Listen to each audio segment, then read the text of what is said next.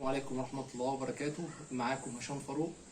النهاردة هنتكلم عن مشكلة بتواجه معظم مربين طيور الزينة، وهي مشكلة كبس البيض أو موت الزغاليل داخل البيضة أو قبل الفأس. هنتكلم بالتفصيل عن أسبابها وعلاج كل مشكلة. يعني هنتكلم عن مشكلة قلة الخبرة، عن الأمراض اللي بتبقى موجودة عند الطيور، عن الرطوبة، وهنركز جدا على الرطوبة.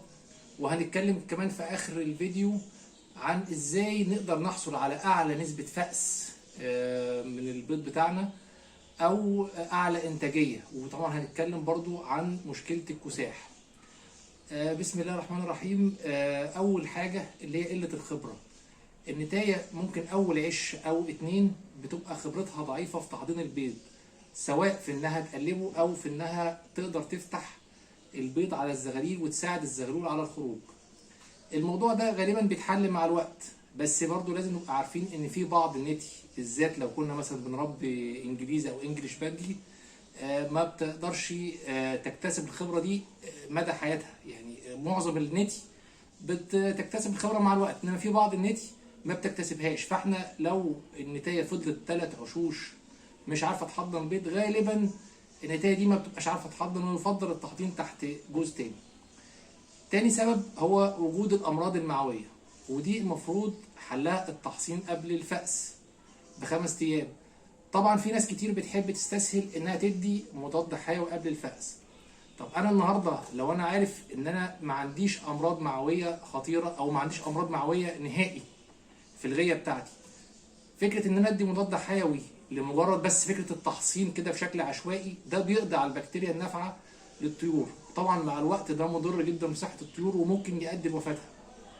فالافضل لو انا عارف ان انا ما عنديش امراض معويه ان انا بحصن بحاجه زي الفلاجيل او الانتينال.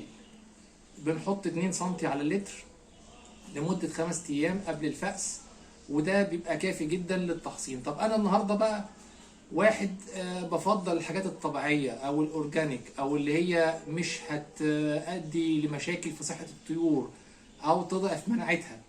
في خليط عن تجربه انا جربته يعادل تقريبا فكره المضادات الحيويه، وهو خليط خل التفاح مع بودره الثوم. طبعا بودره الثوم انا طبعا برشح بودره الثوم الامريكاني. ما بحبش الانواع اللي هي موجوده في السوق اللي تعتبر مضروبه. بودره الثوم الامريكاني فيها تركيز الثوم عالي جدا. وبالنسبه لخل التفاح، يا اما ان انا بجيب خل تفاح مستورد، يا اما بجيب خل تفاح عضوي اورجانيك مصري. اما ان انا لو هجيب حاجه مثلا رخيصه من اللي هي موجوده في السوق، دي بتبقى عباره عن مواد كيماويه عليها مكسبات طعم صناعيه تضر ما تفيدش، فالافضل ان انا ما اجيبهاش. انا بنحط 2 سم من خل التفاح على اللتر مع 1 جرام من بودره الثوم على لتر برضو، وبنقدمها 5 ايام للطيور. ودي قوه الخليط ده تقريبا بيعادل قوه المضاد الحيوي، وبيقضي على معظم البكتيريا اللي ممكن تواجه الطيور. طب انا بقى عارف ان انا في الغيه عندي فيه مشاكل معويه خطيره ومش هينفع معاها الحاجات الطبيعيه او الفلاجيل. في الحاله اللي زي كده بقى بنضطر نستخدم مضاد حيوي زي البي ام دي او الكولي برايم او النوع اللي هو يناسب المرض اللي موجود عندي. ده بالنسبه للامراض المعويه. طيب في بقى مشكله الرطوبه، ودي عايز نتكلم فيها بالتفصيل شويه، لان معظمنا بيغفلها او معظمنا بيتعامل معاها بشكل خاطئ. يعني مثلا تلاقي واحد يقول لك انا بحل مشكله الرطوبه بان انا برش على البيض ميه او بغسله قبل الفأس. طب انت لو الرطوبه عندك عاليه وبترش على البيض ميه، فانت كده اساسا سبب ان البيض بيكبس. واحد تاني يقول انا بحط فحم في العشوش او بحط فحم في الاوضه عشان احل مشكله الرطوبه. طب انت كده لو الرطوبه اصلا قليله فانت كده بتخلي البيض يكبس.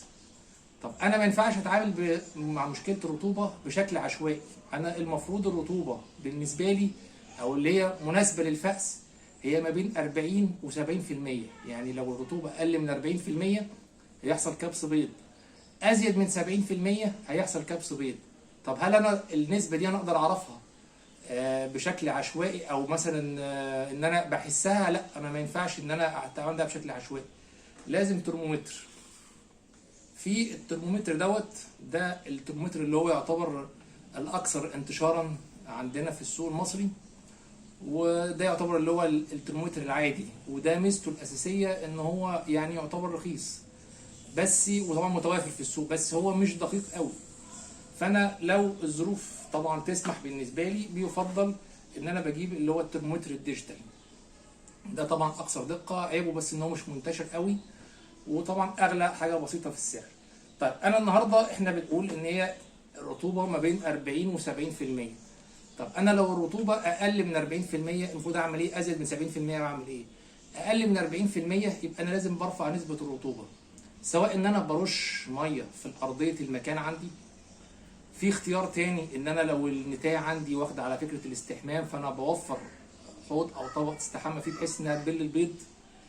مش نافع لا ده ولا ده، بلجأ لفكره رش البيض، بس رش خفيف جدا قبل الفأس ب5 ايام كده، كل يوم او يومين برش رشه خفيفه بس يكون عليها ماده مطهره زي الفيركون اس او زي البتادين. نيجي بقى لمشكله ارتفاع الرطوبه اللي هي بتتجاوز 70%، ودي غالبا اللي بتبقى موجوده اكتر من انخفاض الرطوبه. دي حلها ان احنا بنحط حاجات تمتص الرطوبه من الجو.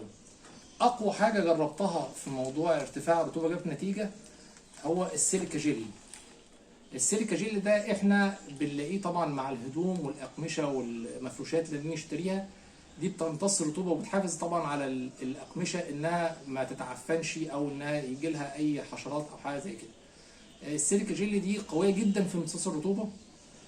دي ممكن بنحطها في شاش طب عريض كده ونوزعها في المكان بتاع التربيه. وممكن لو انت بتربي او عندك العشوش بتربي بلاستيك زي كده، ممكن بنحطها تحت الرجلين بتاع العشوش. ده طبعا لو الرطوبه عاليه قوي، فطبعا بتساعد على الامتصاص بشكل رهيب، بس طبعا بنتجنب ان احنا نحطها جوه الادراج عشان الطيور ما تاكلهاش. في البديل الاقل وبرضه يعتبر كويس في حجره الزيولت او الفحم. حجره الزيولت والفحم فيهم ميزه ان هم لو الطيور كلوا منها مفيش مشكله. الميزه فيهم ان هم بيمتصوا رطوبه وبيمتصوا ريحه الامونيا اللي موجوده في مكان التربيه، وطبعا ريحه الامونيا ديت بتسبب اصلا امراض تنفسيه، فهم وجودهم في مكان التربيه مفيد جدا. احنا الزيولت دوت ممكن بنحطه برده في شاش كده ونوزعه في مكان التربيه او نحطه تحت الادراج. طبعا بيفضل ما نحطوش في جوه الدرج عشان ما يكسرش البيض، انما هو ده امن تماما على الطيور. تمام، دي كده احنا اتكلمنا في مشكله الرطوبه. نيجي بقى للحاجه بقى اللي هي الاخيره، اللي هي ازاي نحصل على اعلى نسبه فأس ونعالج مشكله الكساح. انا دلوقتي عندي الجوز خبره في التحضير، وعندي مفيش امراض معويه، ومعالج مشكله الرطوبه. تمام، بس الجوز مثلا تحتيه 5 أو 6 بيضات، فأس منهم 1 أو 2 والباقي كبس. طيب في زغاليل بيطلع بيضات عندها مشكله كساح او التواء في الرجلين. طب الاسباب ايه؟ اولا طبعا احنا عارفين ان ما بين كل بيضه وبيضه في يومين. طبعا لما بتيجي تفقس اول بيضه او 2 في نتي بتهجر الرقاد على البيض، فالبيض بيكبس. وفي ان الزغاليل لما بتطلع الفضلات بتاعتها بتسد مسام البيض اللي موجود، فالمسام ديت الزغاليل اللي جوه بتتخنق، فبالتالي البيض برضو الزغاليل اللي جوه بتموت وبيحصل كبس بيض. في نتي بترقد على البيض والزغاليل مع بعض، وده بيسبب مشكله الكساح. طبعا في ناس بتتخيل ان مشكله الكساح خاصه بضعف التغذيه او قله الفيتامينات بس، انما لا، في نتي نتيجه رقادها على البيض والزغاليل مع بعض بيحصل التواء او كساح للفروخ. وبنلاحظها ان بتلاقي اكبر فرخه او 2 هم اللي حصل عندهم مشكله الكساح. وطبعا في مشكله كمان ان الزغاليل الكبيره ممكن تدوس على الزغاليل الصغيره، او ان الزغاليل الصغيره ما تاخدش حقها في الاكل. طيب حل بقى مشكله الكساح وان احنا ازاي نحصل على اعلى نسبه انتاجيه او اعلى نسبه فأس، هي بتوزيع البيض طبقا لتاريخ وضع البيضه. يعني احنا لو قلنا ان عندنا 5 أو 6 جواز بعضوا تقريبا في يوم واحد، هنلم البيض اللي اتحط يوم 1 و2 في الشهر تحت انتايه، والبيض اللي اتحط يوم 3 و4 في الشهر تحت انتايه، واللي اتحط يوم 5 و6 تحت انتايه، بالشكل اللي هو كده زي ما انا عامله في الدرج. طب الميزه اللي هتحصل ايه؟ ان مثلا البيض اللي اتحط يوم 1 و2 سواء 5 أو 6 بيضات عمرانين هيفقسوا في خلال يوم أو 2 بس، وبالتالي النتايه مش محتاجه ترقد على بيض تاني، وهتهتم بتاكيل الزغاليل، فمش هيحصل ظاهره الكساح او ان زغلول كبير يدوس على زغلول صغير. وطبعا التاكيل هيبقى كل واحد. طيب انا النهارده الطريقه دي بالتجربه ممتازه جدا وبتحقق لي اعلى نسبه فأس. ما بعملهاش امتى؟ ما بعملهاش في حالتين اتنين: لو عندي نتايه قلوقه، وطبعا في الاسترالي غالبا دوت مش حاصل، يعني غالبا النت الاسترالي بتتقبل فكره فتح العش لو انا بنفتحه بهدوء. وطبعا انا ببقى عارف النتي الحنينه اللي عندي. الحاجه الثانيه اللي ما كانش اعمل الطريقه دي لو انا بربي طفرات غاليه قوي، فطبعا انا مش هقدر اعرف انا حضنت البيت تحت انهي جوز، وبالتالي مش هبقى عارف لو طلع اسبريتات هي انهي فيهم اسبريتات. دي بيبقى حلها ان انا اجيب جوز تحضين مع كل جوز اساسي. لو عجبكم الفيديو يا ريت تعملوا اشتراك في القناه، والسلام عليكم ورحمه الله وبركاته.